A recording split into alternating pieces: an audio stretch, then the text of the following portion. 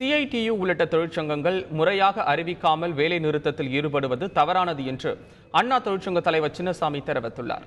பொதுமக்களின் அவதியை பற்றி அவர்களுக்கு கவலை இல்லை என்றும் அவர் குறிப்பிட்டுள்ளார். மக்கள் பாதிப்பை பற்றி அவங்க கவலையே படலையே. அவங்களும் அரசியல் கட்சிக்காரர் தானே. ஒரு அறிவிப்பு கொடுத்துட்டு வேலை நிறுத்தம் பண்ணணும், இதுதான் முறை. அதாவது நேற்று பேசுனீங்க, பேச்சுவார்த்தை முடியலன்னு நாங்களுக்கு உடன்பாடு இல்லைன்ட்டு வந்துட்டீங்க. நாளை காலையிலேருந்து வண்டி ஓடாதுன்னு நீ சொல்லியிருக்கணும்.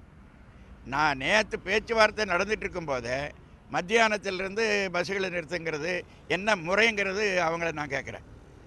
அவங்களும் தொழிற்சங்கம் வச்சுருக்காங்க, நானும் தொழிற்சங்கம் வச்சுருக்கேன். நாங்கள் எல்லாம் 50 வருஷம் எல்லோரும் எல்லா பேச்சுவார்த்தைக்கு போகிறவங்க. அதனால் இப்போ அரசை பொறுத்தளவில், அண்ணா தொழிற்சங்கத்தை பொறுத்தளவில் படிப்படியாக இப்போ நாங்கள் இயக்கிட்டு இருக்கிறோம். அநேகமே இன்றைக்கி மத்தியானத்துக்குள்ளே எல்லா பக்கம் சீரடையும். இப்போ அவங்க என்ன பண்ணுறாங்கன்னா, உள்ளே போய் உட்காந்துக்கிட்டு கண்டுபிடி திட்டுறாங்க. பஸ் எடுக்கிறவனை வாய்க்கு வந்தபடி பேசுகிறான். அங்கே பிரச்சனை ஆகுது. போலீஸ் இன்ஆக்டிவாக இருக்குது. போலீஸ் நடவடிக்கை எடுக்கலை, பேசாமல் இருந்துக்கிறாங்க. அவங்க உள்ள இருக்கிறாங்க, நாங்கள் என்ன பண்ணுறதுங்கிறாங்க. போலீஸ் நீ வேலைக்கு போகிறதுன்னா உள்ளே போ, வேலைக்கு போகலன்னா வெளியே போன்னு சொல்லணும். அதுதான் முறை.